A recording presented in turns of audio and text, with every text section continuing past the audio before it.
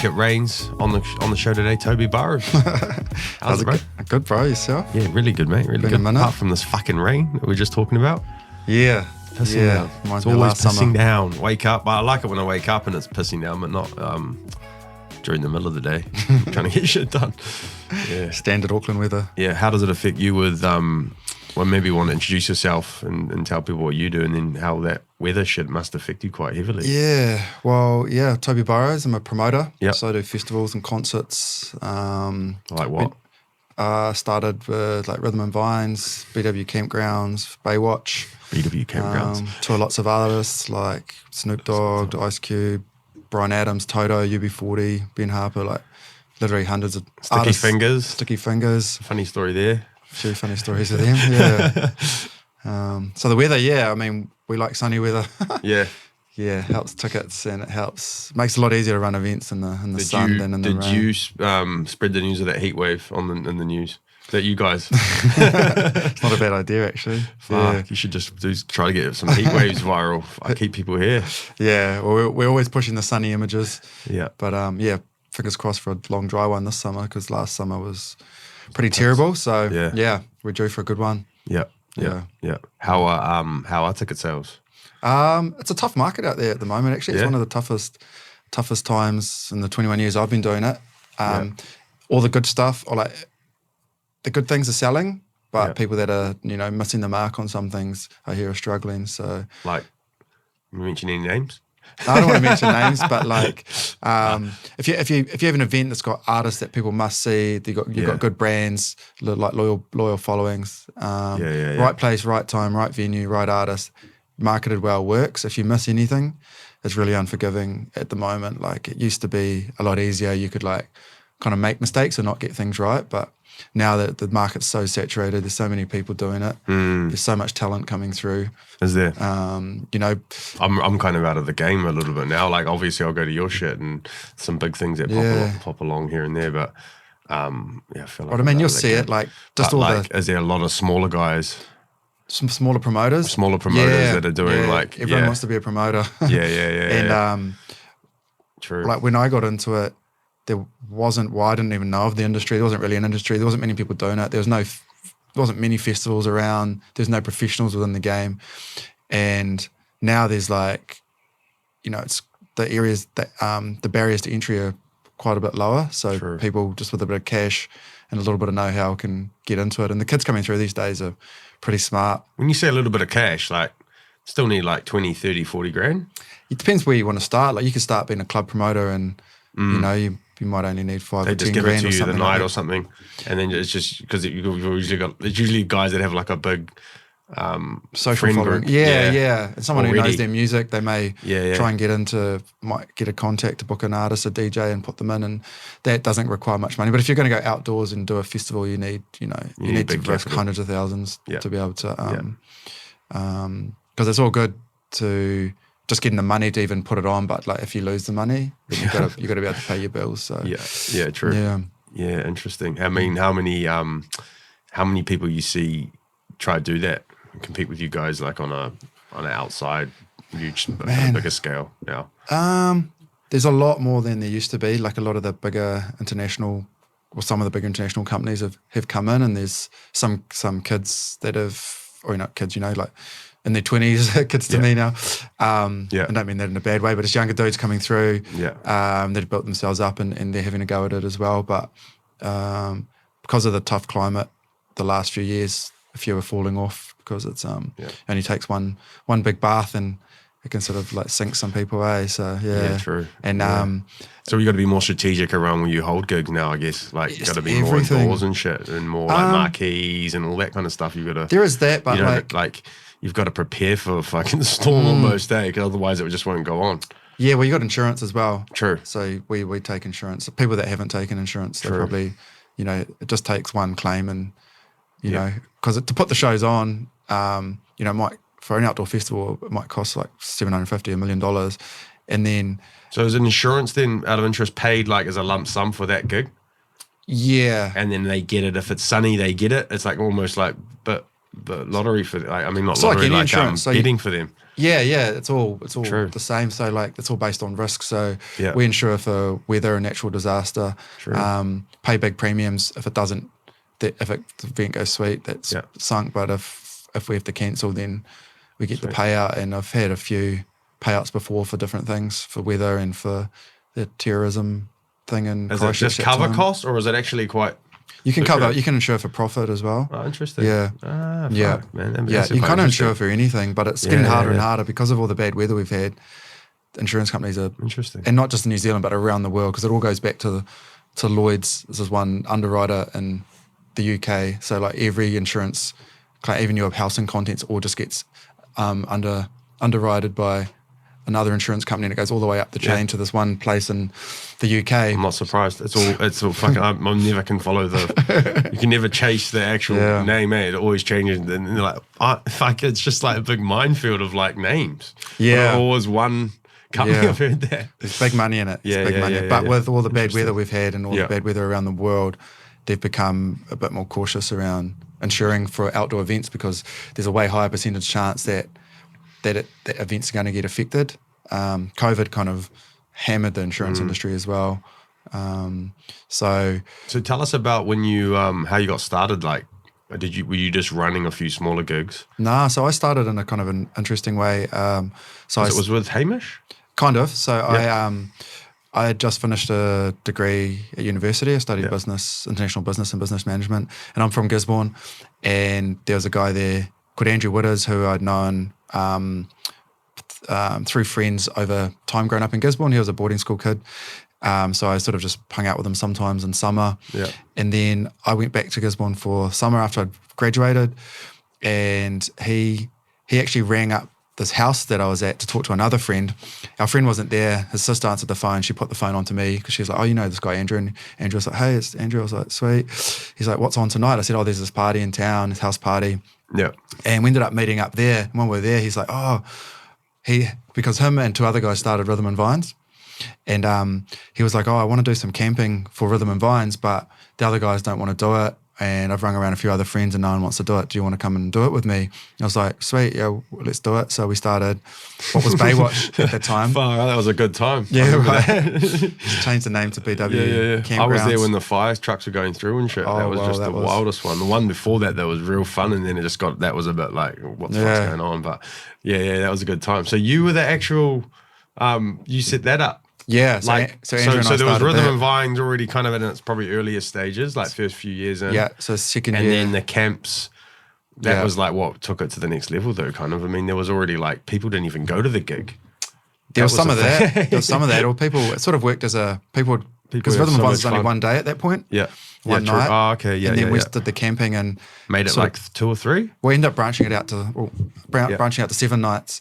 So people would come down. It was a long way to go to Gizzy. Yeah. It's like a 7-hour drive. And people, ended up coming down for a week. And then we moved R&V.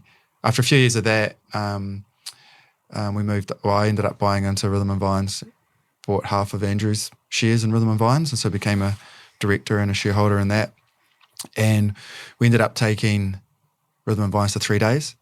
So it ended up being sort of 7 days of camping over the period, and then 3 days of Rhythm and Vines. And there was some camping on site at Rhythm and Vines, but then we at our peak, we ended up camping about 15,000 people on the beachfront down there in Gizzy. Far out. BYO. Had concerts, had all types of artists in there. That would have been a time, for you? It was wild, man. It would have been pretty fun. Because it was 24 hours a day too. Because how old were you then? I think we started, I was like 24, 25. Yeah, that would have been we knew nothing. A wild time. We knew nothing. Especially when you come from a small little town, Gizzy, and there's 15,000 people camping now on your doorstep that you've helped, set up. Yeah. But you helped the town. Yeah, it was massive Like, I mean, put it on the map. Is it? Sure. It's still, I mean, like, fuck, they must love you guys. Yeah, it's been... Some must hate as well, I guess. Yeah, we got through that. There was hate at the start through different bits because people... And sleepy old Gizzy, they don't want, 25,000, people coming in and having a party. And there's impacts that come from that with noise and the streets are blocked and, there's big lines at the supermarkets. And, when you come from a small town, like that sort of stuff, you just, but it's only for a few days and people would, there'd be a few people complaining and that, but most people just got on with it and saw the benefits because, started a business up in that time or something and made the most of it, eh? So many, all the ACOMs booked out, liquor stores selling out, supermarkets selling out, gas stations selling out, definitely pumps a lot of money into that town, eh? Millions and millions. Yeah. Would have been, over the time, would have been 100 million plus for sure. You're probably just looking around going, if we could have that all coming, if we could have the food, we get more remote. Yeah. Well, that's what you mean for us as the business. Yeah. Well, like McDonald's is getting their cart. You're walking around the town like mafia style. Yeah. Well, there is that going on down there as well. Patch dudes driving around, probably it was interesting there. But with the camping and having the camping on site with the festival, and they become little cities, so we do maximise. Like, people still going out to buy stuff in the city, but we know we can feed them. Yeah. There's obviously drinks available and different bits and pieces within the festival. So you got into the camping side, Rhythm and Vines took off, and then did it start to kind of plateau, or did you start to, how did you break off and do other things, or where did that kind of journey get you now that you're doing like Bay Dreams and plain sailing and a bunch of other stuff, so tell me a bit about that, so R&B had some tough years through the middle there, due to that shit, not due to that. It was due to I think we went on a bit of a wave of hype. And everyone was just coming to R&B. It was a thing to do, and there was this growth year on year on. When we took it to 3 days, it was pumping, but the costs, multiplied significantly, and there wasn't a good grasp on those costs at the time. So instead of being at times 3, it's probably actually times 10, eh? Yeah, well, people are living there. Yeah, so I mean, there's more income as well, but there's it's maybe not times 10, but it's just there was just a lot of costs in there, and the budgets weren't done well enough and overspent on artists and all this type of stuff. So we ended up in a hole for quite a few years. So there's a bit of digging going on every year and BW Campgrounds or Baywatch was doing really well. Yeah. Well, that's an interesting insight. I mean, probably young as well. Bunch of shit you didn't know when you just it just grew so fast. Probably did overspend on some artists and then needed to I don't know, whatever the costs were going. That's just an example, I'm guessing. But then toned it back a little bit and then got a bit more fuck, this is actually a real thing. Because that's a lot of businesses, they grow quite quickly and then they're actually fuck. Yeah.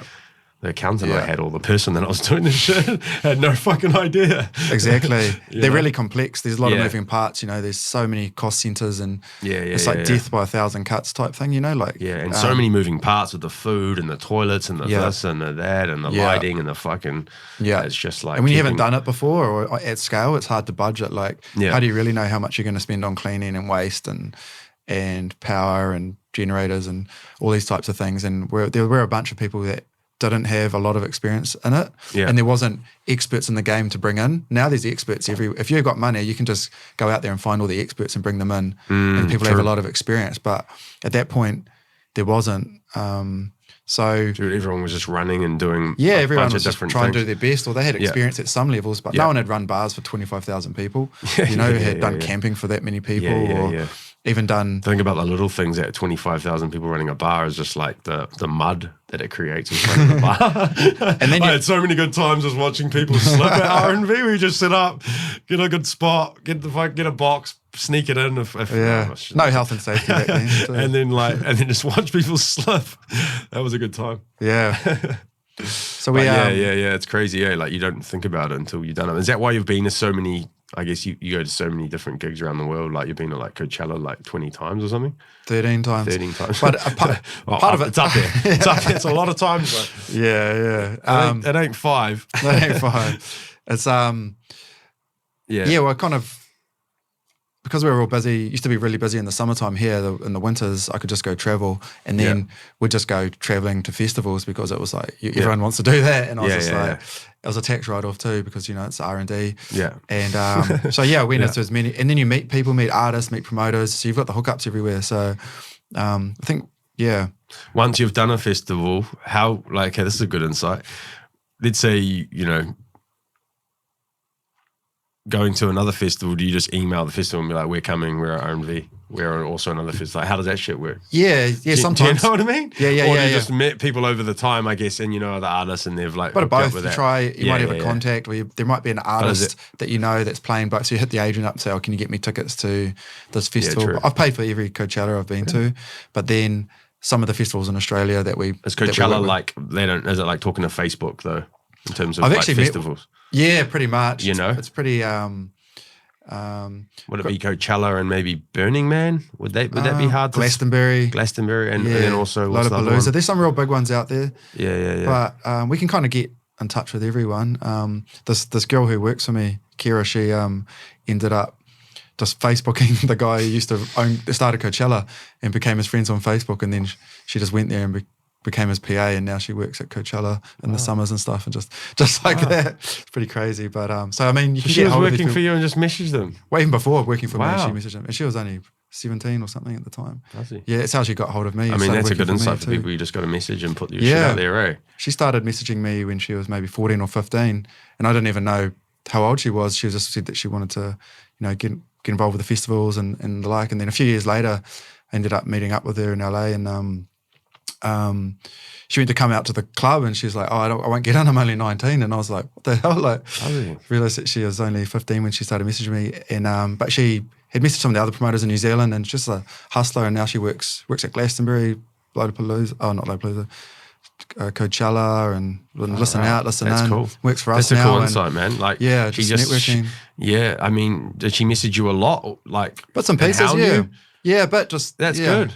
People need to know that. Like, you're not going to message like one time and be like, oh yeah, I'm going to reply, and like, dude's probably driving or fucking cooking his dinner or whatever. Like, going through life, it's not like you're probably going to have to message maybe like 40 or 50 times. Yeah, there's a balance. But not that I'm trying to blow up your inbox with messages, but I say that to we don't have that many viewers at the moment anyway, so we're all good. Same with artists, like some young artists coming through, like. Because we're so busy and we get so many applications for things, if you do stay in front of us, and I've booked lots of artists before just because they've been nice, they've approached in a nice way, and they, keep asking, and then end up, when I've got a gap or a slot, we can put them on, so it's persistence with everything, right? Like, some people just give up so quickly, but no way. Like, they expect one message. You don't back know, and you like, don't fuck ask. you, and he didn't message me back. It's like, he's probably busy. Like, you're probably going to message, send him some shit. Like, like, what is he into? He likes Jack Daniels, send him a bottle. If he likes fucking rugby, send him a sign order. like that will probably get his attention, and then he'll feel like he probably has to. It's not a bad idea, shit, actually. Well, fuck. I had another friend of mine who used to be my business partner, Louis. He just wrote to Fisher's. He's from Christchurch. He wrote to Fisher's manager in the States, sent him a video, and just off the blue, and now he's Fisher's tour manager. Man. So he's on tour. Everything you see of Fisher, Louis on the stage with him everywhere, all around the world. Private jets everywhere. And he was just, just a 25-year-old from Christchurch, and just fucking hustled his way from Christchurch. They're fucking ballsy bastards. Yeah, good, bro. So he's crushing it, man. Nice. That's crazy. Living the dream. True. Yeah. So, lesson learned. Message your fucking heroes and just not hound them, but figure out a creative way to shoot your shot, eh? Yeah, shoot your shot. And if they don't message you back, like, try again. Try his competitor. I try to get back to everyone. Try who's the next. Try who's the next. Go up from the top. Don't start from the bottom up. People think like that. Like, I'll just go this local. Like, nah. Try the Glastonbury fucking head, dude. That's the beauty of social media and stuff now. Is like everyone's kind of contactable in some way. Like you can kind of get through to most people and. That's interesting, man. Yeah, if someone takes the initiative, makes the effort, I kind of appreciate that. Like, you want people that are hungry and wanting to do stuff. So, like any employee. So in terms of going back a bit, like in terms of now what you're doing, like you've got like partners. Tell me a bit about that. Like, did you guys form a kind of a bit of a, like, it seems like that from the outside. I'm not sure the business details, but just from the outside, like now it's like you and Mitch, doing Bay Dreams, and tell us a bit about that. Like how that kind of, where was the middle part maybe of like you're doing the BW stuff, Rhythm and Vines. Then you still a part of that? No, actually sold out. Oh, yeah. So you sold out of that and then a few weeks ago. kind of teamed up with Mitch? Yeah. Oh, a few weeks ago. Interesting. That would have been a long bit of a... Yeah, so it was a process. So Live Nation came in and bought 51% of Rhythm and Vine. So we all got diluted. And then there was, I stepped away completely at that point. Still get to go to the gigs though? Yeah. This will be the first Rhythm. This year will be the first one I haven't been to in 21 years. Shit. Got too much else on and a baby coming. Yeah, and a baby coming, true. So they bought 51%, and then there was a 5-year term when they'd buy out the rest, which happened in September. So I'm out completely now. And then when 5 years ago, when they did that first buyout, I started working with Mitch and started doing lots of different things. Started touring Bryan Adams, did a bit more Sticky Fingers, and then moved into taking Bay Dreams to the South Island. And that started that relationship. Yeah. And so there's Mitch, myself, and a new investor we have, or new business partner, Carwin. And so it's just the three of us. Nice. And most of our properties, we've got a couple of festivals where there's minority shareholders in that as well. But we have, I don't know, about 15 to 20 different festivals, and we do about 150, 200 shows a year. Okay. So you're just doing that. Used to be like you used to set it up for 6 months and then run the gig. Now it's just a full time. Yeah. Is it still mainly summer? For me, it's mainly summer. Yeah. Oh, yeah. But I want to get going with more stuff in winter, but summer's just occupied so much of my headspace, or our headspace. It's been a real focus for us just to get that dialed right. And so 150 shows, shit, that's like half of the year. There's often multiple shows happening on each night. And just between Christmas Day and like the first weekend in January, we do about 20, 25 shows. True. Some of them on the same day as each other. So yeah, that must be a bit of fun. Just boosting around seeing all the shit that you guys have set up and created. It's a good time. Even when I'm backstage with you, I'm like, fucking hell, like this is mean. Like, this is some cool shit. Yeah, that's really rewarding in that sense. Seeing it all come together. Yeah, because a lot of products, say you make Nike shoes, it's fucking cool as fuck, but you don't see when everyone opens the box on Christmas Day and all that, but at a festival you get to look out and you see like 20,000 people there having the time of their life, and you see how your product is actually being received. So it's really rewarding. And you can chill out on that point as well. I mean, you can have sometimes, a beer and chill. Yeah. Sometimes you've got. We've got to the point now where I can, but there was years where you're down in the trenches, sometimes picking up rubbish, dealing with the toilets, or sometimes there's still shit that pops up. But at the moment, if stuff's kicking off that I have to get involved with on the day, it means that I kind of haven't done my job right, or it's like, or sometimes these things just pop up. But we're supposed to have the right amount of staff in place, right systems. In the early days, we really didn't know what we were doing so well. So we were just like those BW days, like it was going 7 days, like 24 hours a day. We end up, just working till crazy time, just like literally just collapse on the ground, fall asleep, and then you're back up because there's something happening at 5 a.m. These guys aren't sleeping; they're being paired. Like, it's just wild, man. It's like they're not proper employees. They're almost partying employees. It's almost like in the mix. There's like a big grey area. Basically. There used to be, with more, it's more professional now, back in the day it was there's all this, especially around New Year's, everyone's ramping up to full noise of their peak partying of the year, and you're like at your busiest time. But we used to party through it. We used to party right through it as well. And so now is your time to true.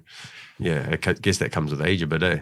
Yeah, and you're having a baby now and shit. Yeah. So you can't handle the. So is now your work time, your peak work time, Christmas, and you don't see that as your party time, or do you still try to? You set your job up enough that you can. Yeah. So our peak. I mean, we're busy all year with the planning, so I try to keep a lid on it over that period because it's the busy time and there's just so much going on, and I am still. Although at the events, we have all the staff in place, there's still things that pop up and stuff like that. But we've made some new hires this year to try and sort of strengthen what we're doing and take a bit of pressure off myself in that space. And I do have the rest of the year to go party and stuff, but I'm sober now actually for almost 30 days. So it's for real. Shit. Okay. Yeah. Longest of my life.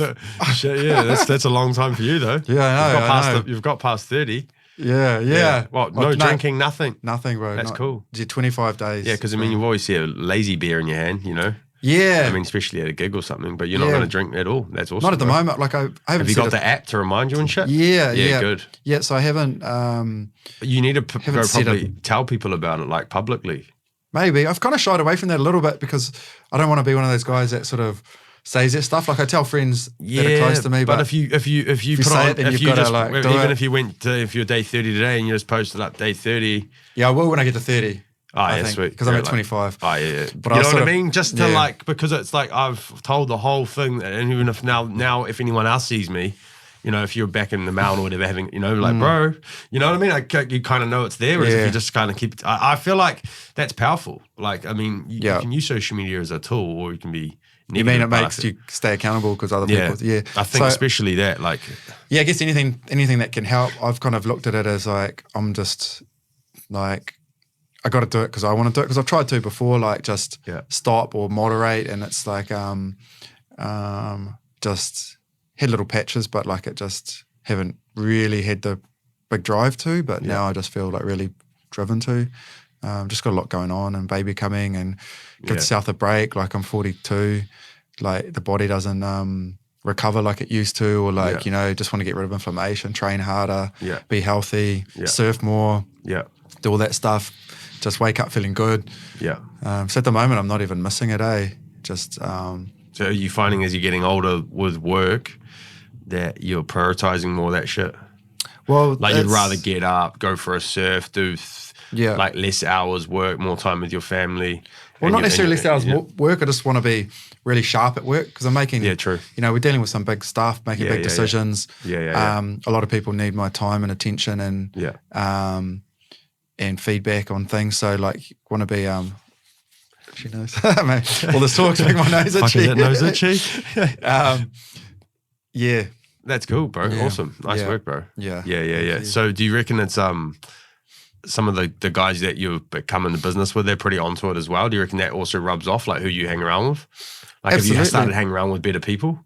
Yeah, it's because everybody always says you are who you hang around with, like the 5 people, and like probably the guys that you're in business with, they're pretty straight shooters. Like, you know, they're pretty on. I find. I mean, obviously everyone has a good time and stuff, but like, you know, I feel like Mitch is like always on. You know, probably rubs off. Like you know, do you think that who you hang around with, like was your when you were getting on at 25, those people were probably a lot different than now, I'm guessing.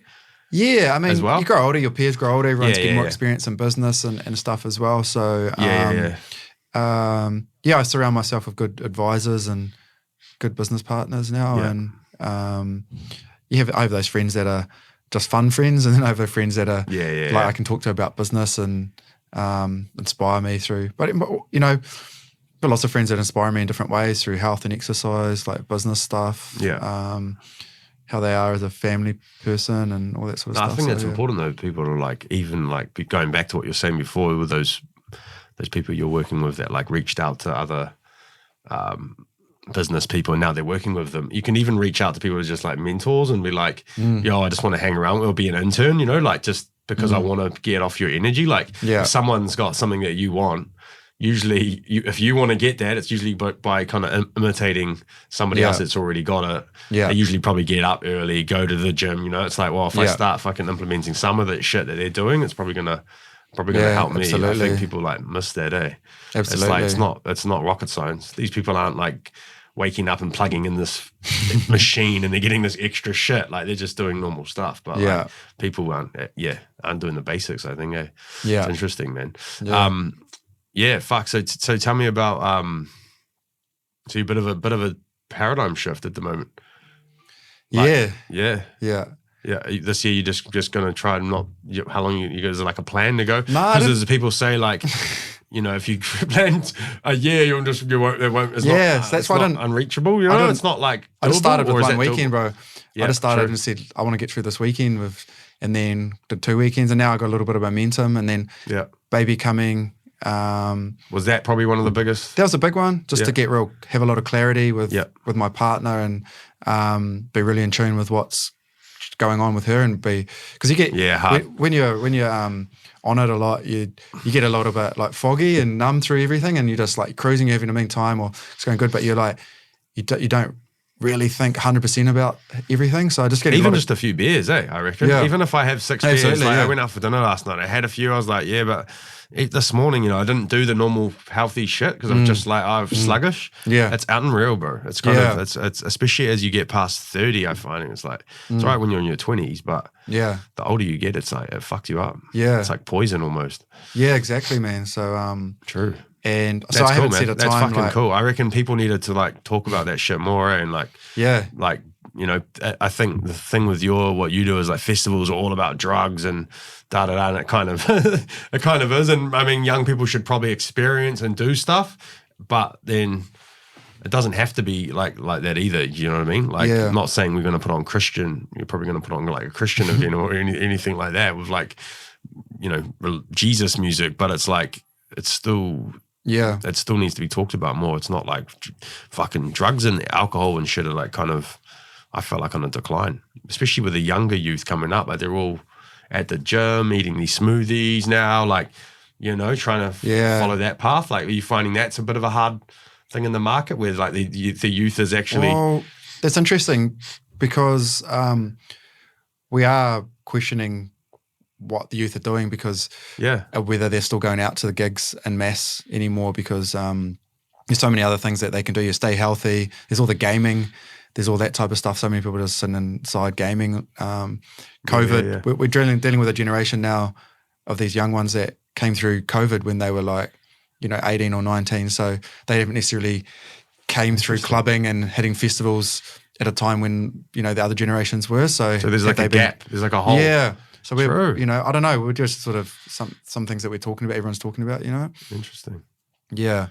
But, I mean, there's still plenty that want to get on it and party. And they party pretty hard. Like, but with that, where you start to switch up as a business, you guys sit around probably a table like this and go, look, maybe we should put on like a different, a religious gig, or maybe we do like a health one where, those like raves or like, where people come in like they're doing aerobics or some shit. Like, are you starting to think like that? Because there'll always be, I think, a gravitation towards a lot of people wanting to hang out with a lot of people. Yeah.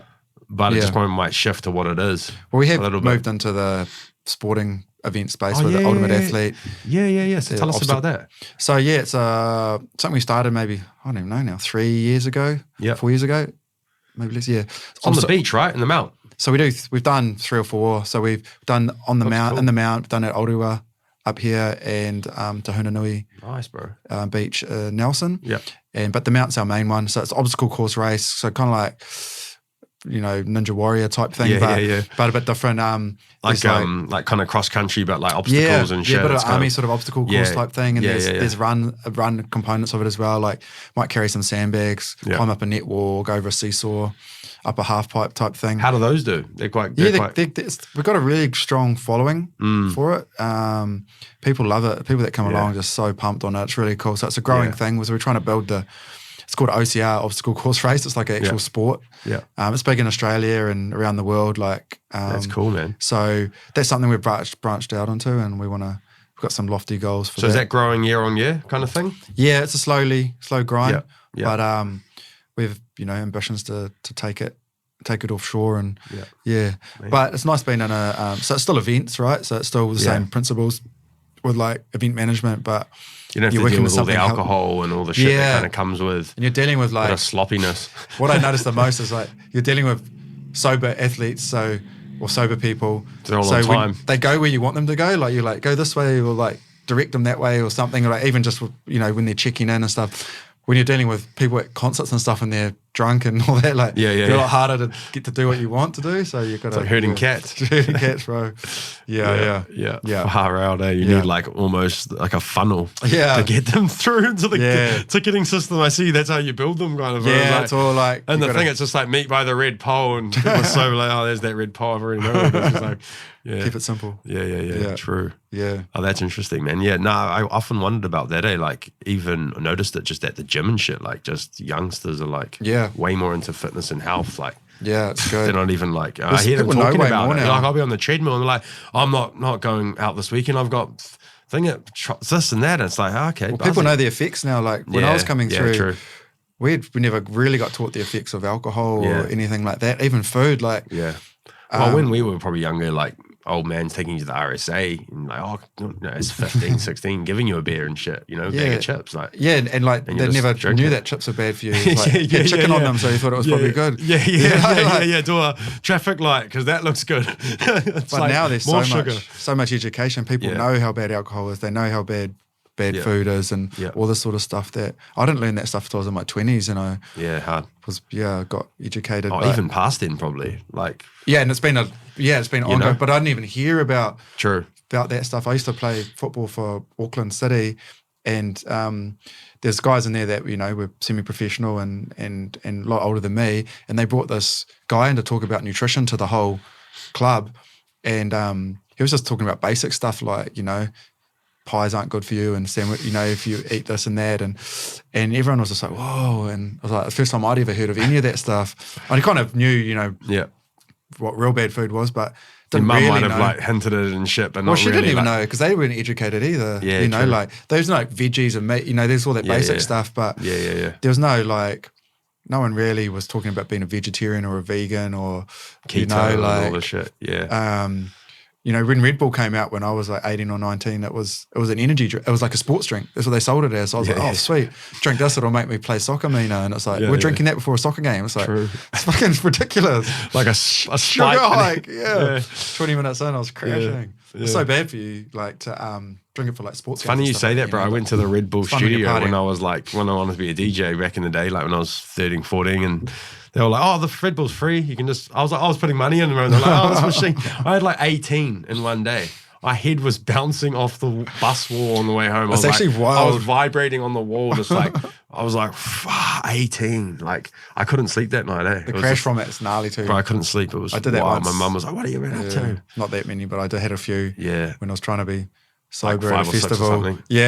Man, it got pretty high off the day. It's pretty mean. Yeah. But then I was like, whoa. You feel shit the next day. Yeah. What goes up must come down. Yeah. And that's the other thing about being sober. I've been finding that, and I wasn't like an alcoholic or anything. Like I was like, I just have one or two. But it's your lifestyle, right? Because you are in festivals, you are like. It's not even my life. People often say that, but it's just anyone out there right now. Like you just like, it's like there's always like people offering drugs. There's always people offering drinks. There's always just that stuff. And it's just like, you might have like one or two drinks at the pub.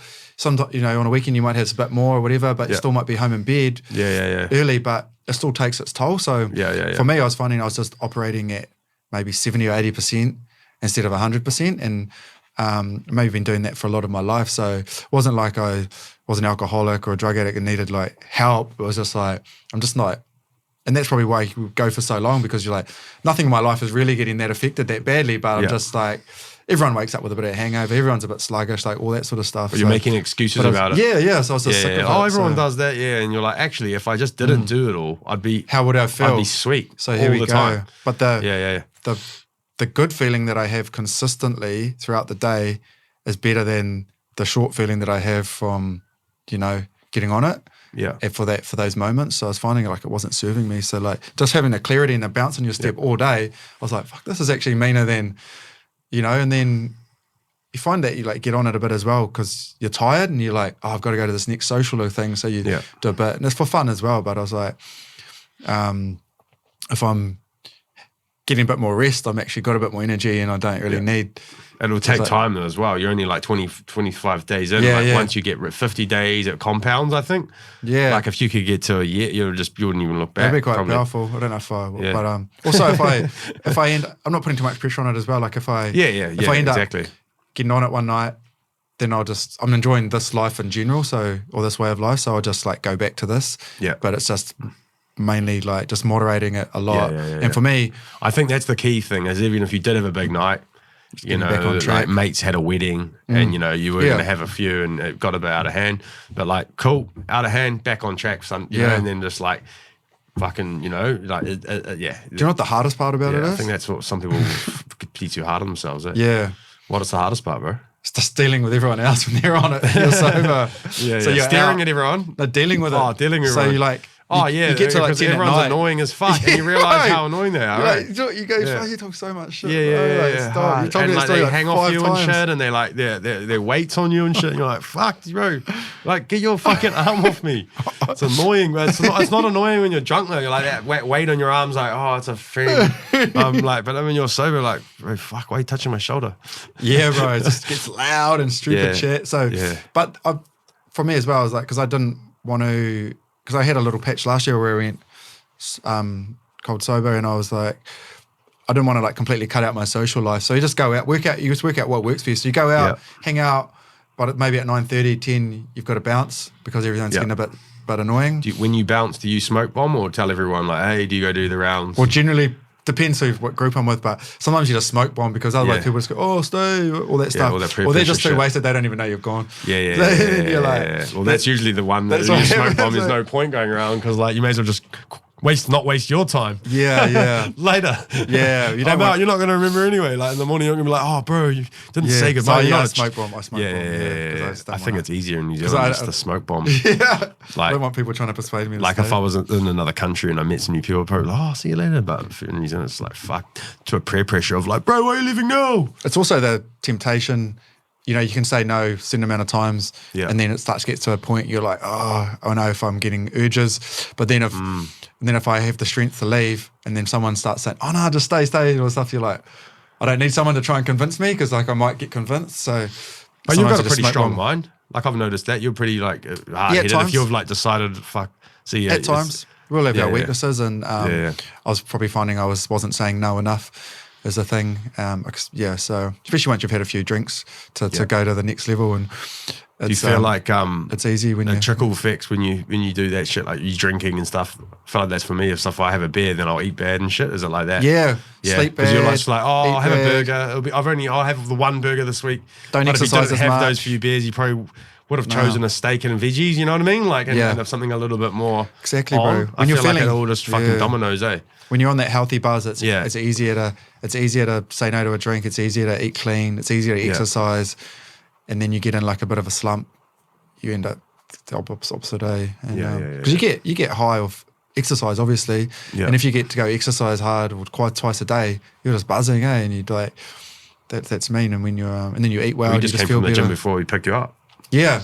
Had a little blast out in the morning, and cause I was out with a friend last night, and if I had a few drinks with her, I probably wouldn't have gone to the gym this morning, but I had just had a couple of non-alcoholics, and then had a good sleep, and it's all just compounds, eh? So the last dude I had on the show, Dave, he was talking about that. It's like about his main ones. We were saying was like getting out in nature, and probably what you do a lot of is like talking to people and being in a lot of social groups. Like a lot of people suffer from depression because they're not getting out in nature enough. And having that alone time and actually like putting their feet in the sand and actually being in touch with, like, they've always got their shoes on and they're always like in a concrete jungle. Even if they do go out to pee hard, they're not they've still got their fucking shoes on. They're not grounding themselves and all that stuff. But then also they're not hanging out with like a group of people laughing about a bunch of shit in about 5 or 6 setting, they're like too isolated. Like, so even if they are going and doing that stuff, you still need that other stuff. And then he's saying that's the most important. And then it's like food, exercise, sleep. But those two main ones, I was like, fuck, that's interesting. Yeah, it is interesting. Yeah, because you probably get a lot of stimulation from like the going out stuff, but then it's toning back to all that other shit now. Yeah. Yeah, so I'm do get a lot of stimulation from that. I work in quite a dynamic work environment, so what's the work environment like? Like, is it growing, or does it not need to be quite big in terms of your business? Like, you've got obviously 2 business partners. No, we're always trying to grow. Yeah. So we're always looking for new events. There's always Do you opportunities. hire contractors or is it staff? Yeah, a lot of contractors. Oh, yeah. Mostly. We used to have a lot. Because if it doesn't go ahead, you're not stuck with them, I guess. It's quite up and down. We ramp up for events. Like, we've got some consistent staff and contractors that work across the year. But what do they do the rest of the year?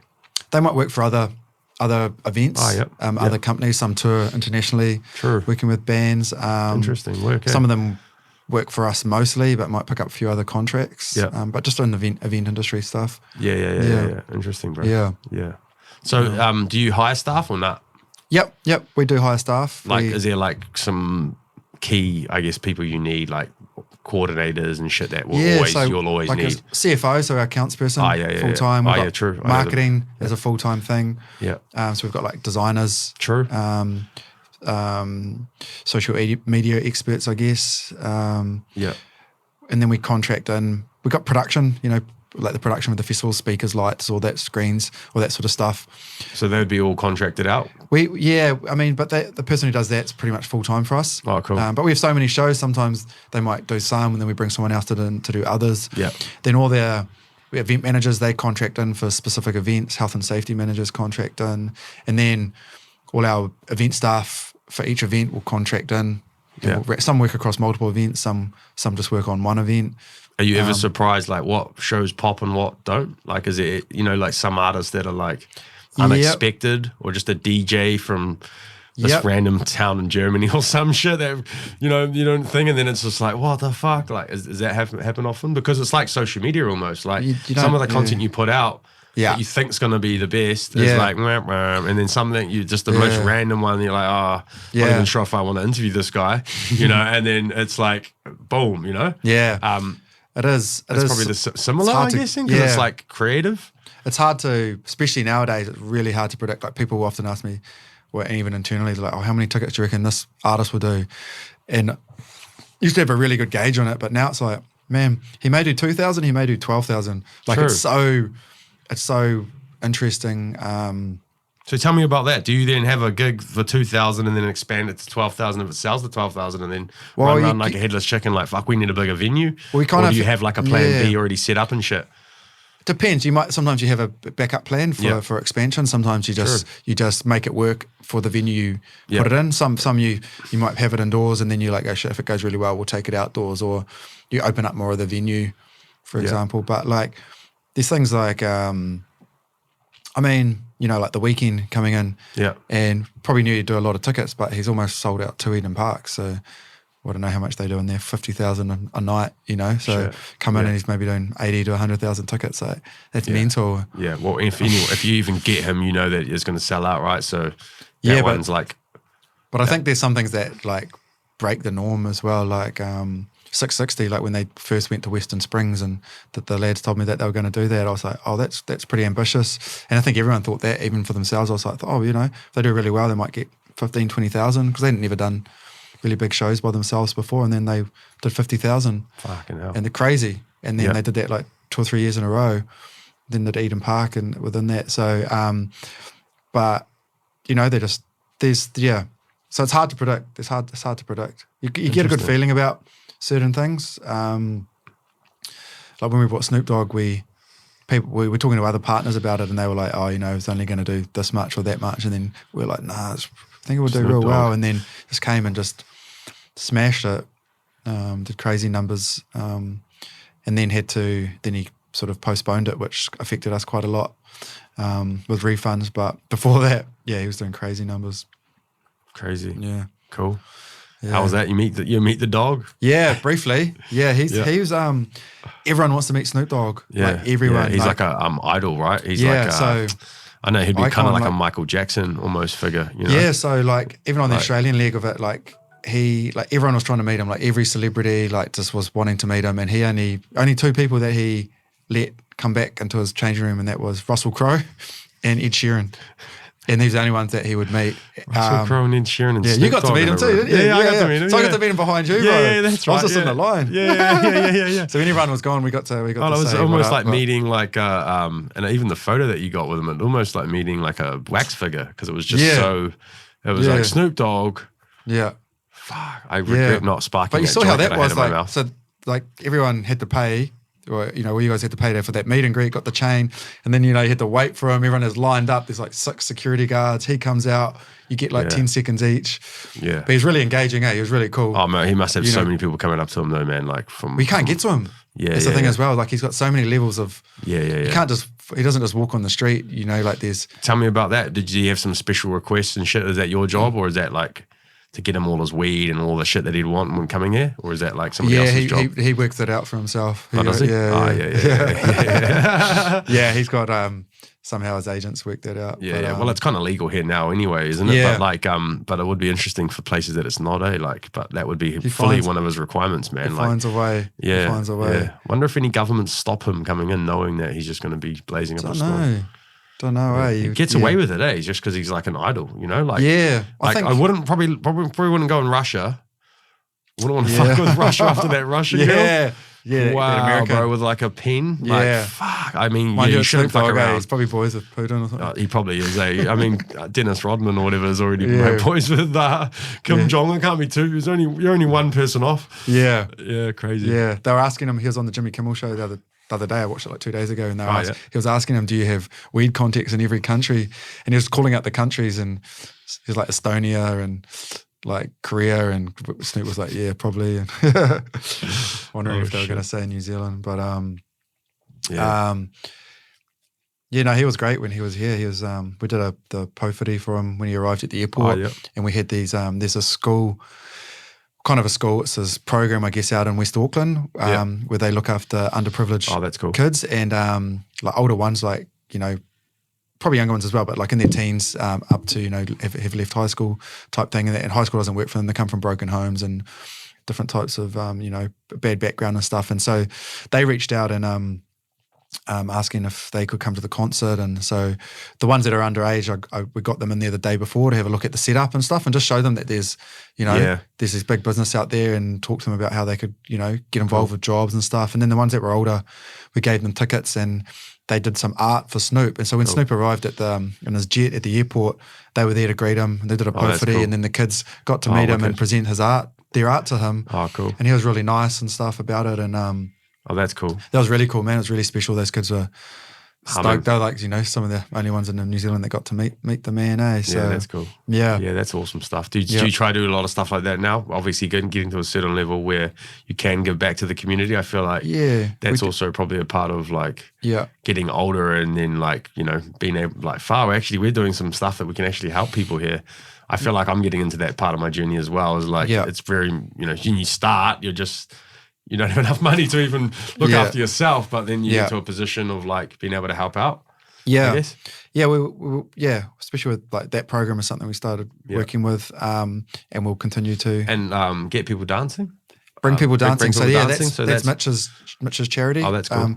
That's based around helping people with, mental health and depression and through, I guess, socializing and getting along to shows. So that's pretty cool, the work that he's doing in that space. And with the Ultimate Athlete, we're working a lot with mental health charities. Because exercise is, so good for it, as we spoke about. So a few, using things like Ultimate Athlete as a tool to help improve mental health and getting together through exercise and groups and stuff. So mean, man. That's wicked. It's more we could be doing. Yeah. Definitely. Yeah. It's been nice to be super rich and just be able to be a philanthropist. Yeah. That'll be so rewarding. Yeah. On so many Sigmund levels. Freud. Sigmund Freud, he was like crypto guy, but then he ended up being a fugazi anyway. It's like, fuck, at least he was giving it away. Yeah. Any like funny ass stories, bro? Funniest stories. From obviously being in the being in the game, there must be some behind the scenes, or I mean, the one that the one I was talking about before when we Sticky Fingers picked up, that was pretty funny, bro. Yeah, like you were like, bro, pick us up because you're obviously in town and you live in the mountains. So I was like, bro, I'll drive you in, and I was with Timmy and like he's still sleeping. Come to the lobby. I'm like, where is he? And then you were like, oh, I'm just getting him some drink. Smashes back like maybe 6 Jack and Cokes or whatever they were. Yeah. Jumps in, still half asleep. I'm looking in the rear vision mirror and he's like conking out. And then we get to the gig. They're like, yeah, round the back, drive around the back. And he just runs on and starts singing. I was like, fuck, that's actually some rockstar shit. Like people probably just probably don't believe the stories, but that was real. Yeah, it was real hard out. I've had a few like that. It was like 8 o'clock at night, 9 o'clock at night. Where he's been asleep not long before the gig, and then had one where he was like completely out to it, and there was like probably half an hour before they're supposed to go on stage, and I was like trying to wake him up, and I was like, fuck. He's like, when he sleeps, he just goes real deep sleeper. And then I was just like, oh no, and I knew the gig was sold out. It was here at Logan Campbell. It's like 3,500 people, like all in there just waiting. And I was just like, fuck. And I was like, it was all the pressure on me because wake him up, and then managed to wake him up, and literally got him a tea or a Red Bull or something like that, and got him to the show, and he literally gets to the show. There's like just about to walk on, all the boys are like, what's happening? And then he just literally walks on and just does this meanest stage dive like into the crowd. I was just like going, I was so stressed out. Did all the stress go when you did the stage dive though? Or was it more stressful? Oh no, I was just like, fuck it hell. What a cracker. It was wild, yeah. But there's do you kind of understand what going through his mind when he's doing shit like that? Or is it just like to be a funny cunt? Like no, well he was just, you know what I mean? Just partied too hard the night before. Oh, yeah. So he's still pretty much drunk from the night before. Like maybe just partied, hadn't slept. And then got through to that afternoon, and then he finally crashed, and then let him sleep, and then he just, when you go down after an all nighter, like you go deep, and so, and then when he woke up, and then he's such a rock star when he comes back into that environment, he just be's a rock star. So it was for him to stage dive, he just got back in the zone. He wasn't as drunk or anything like that. It was just like. Do you think he'd have the same success if he was not a rock star? Do you know what I mean? Not living that raw.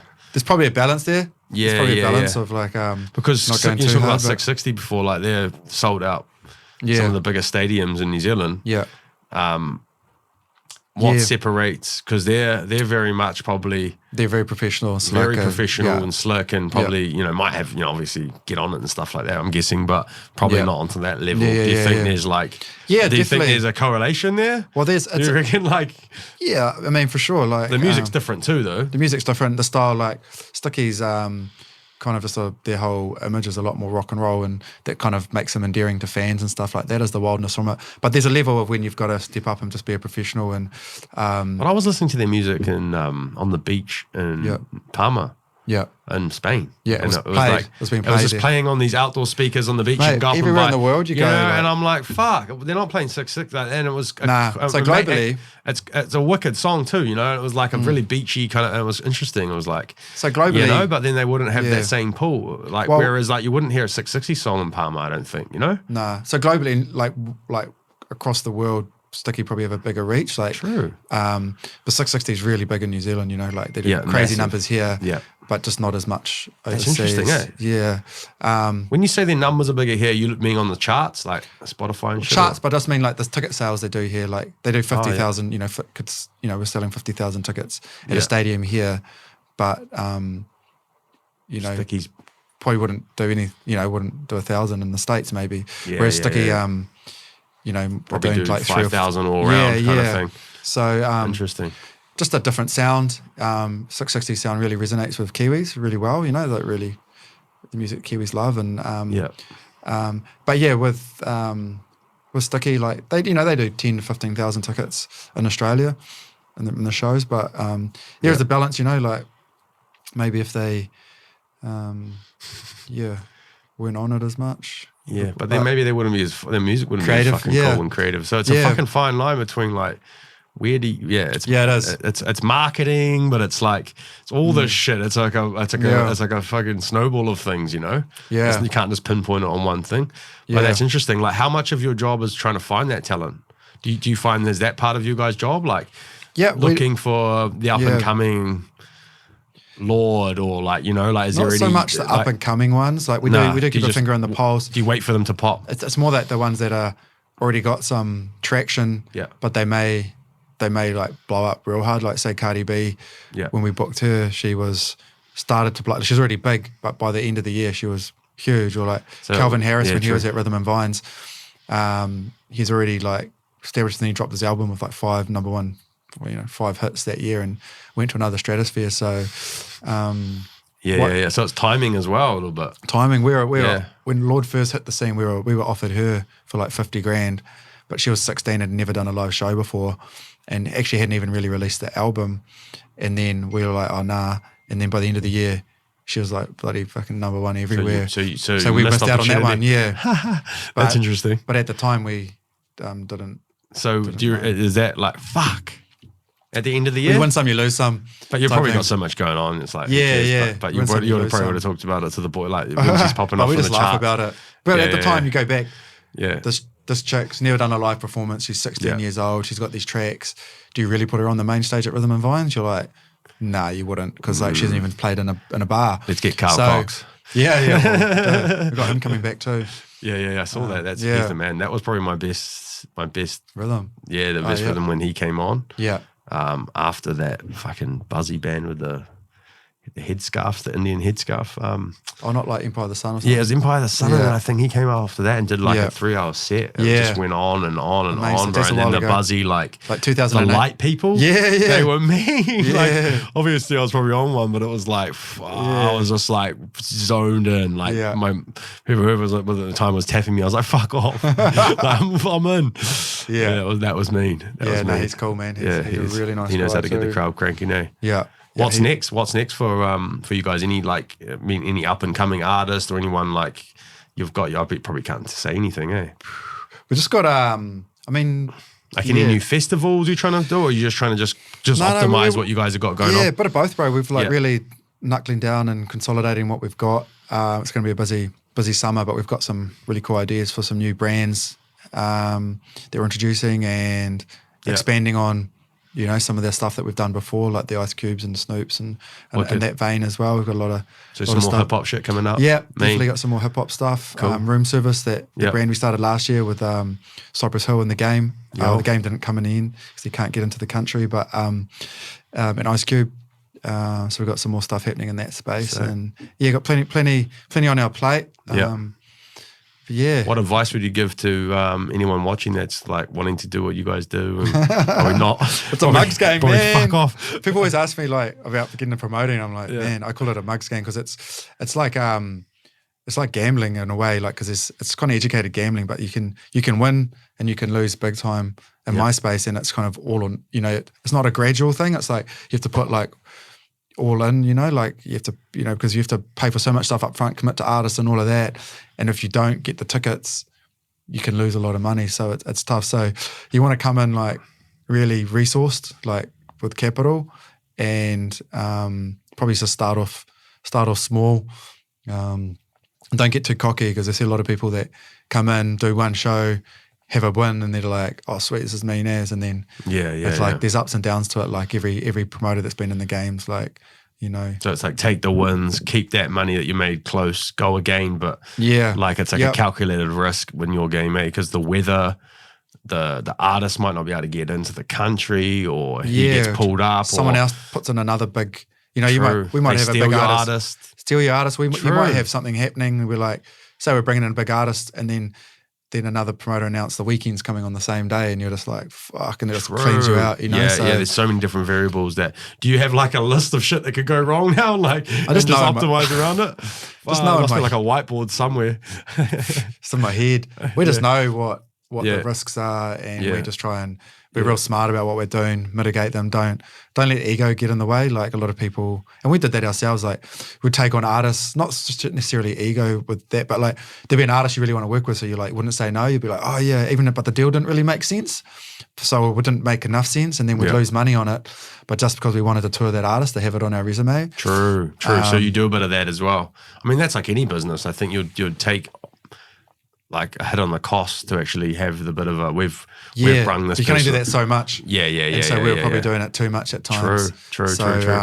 We just like now I'll pass on a lot of artists, even though they're like some of my favorite artists, but I'll just be like, because they want too much money and it just doesn't work here, and I don't want to lose money. I mean, so we've just been, it's a business at the end of the day, right? Absolutely. I mean, you need to obviously put on a good show and have good artists booked, but if it's gonna not make, they don't have that many people in this country either to be able to get some of these people that people want. Gotta be smart. You're smart. True. Cool, bro. Well, thanks for coming on the show, man. Thanks for having me. Yeah. Good to see you. Yeah, you too, man. Yeah. Interesting insights. Thank you. Catch you soon. Sweet. See you, bro.